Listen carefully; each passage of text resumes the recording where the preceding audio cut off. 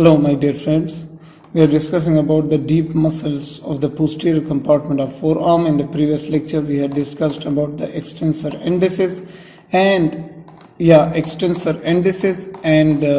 extensor pollicis brevis. Now the last muscle in the posterior compartment, posterior deep compartment of the forearm is the abductor pollicis longus. Abductor pollicis longus. It is a muscle of forearm. It is a triangular muscle. Its tendon is present in the first extensor compartment of the wrist. Where is its origin? Posterior surface of proximal half of the radius ulna and interosseous membrane.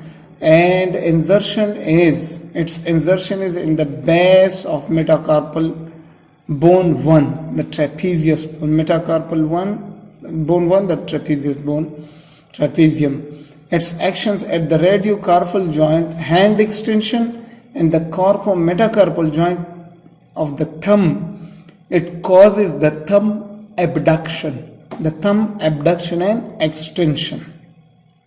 What is the blood supply? It is supplied with anterior interosseous artery and posterior interosseous artery. And its innervation is innervated by posterior interosseous nerve. Right, friends? So this was about you can see all those points here in these diagrams. This was about the abductor pollicis longus.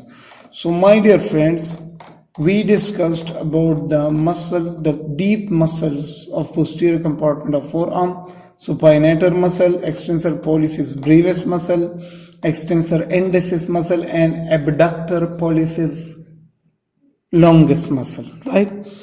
The next lectures will be about the muscles of your hand, and the hand is divided into many regions. We will see that also. So up to now we covered about the muscles of, let me go to the first page of our lectures. Here, this is the muscles of, we discussed about the muscles of pectoral region, muscles of back region, muscles of shoulder region, muscles of arm region, and muscles of antebrachium or forearm region, and the remaining is the muscles of the hand. We will see them in our next coming lectures.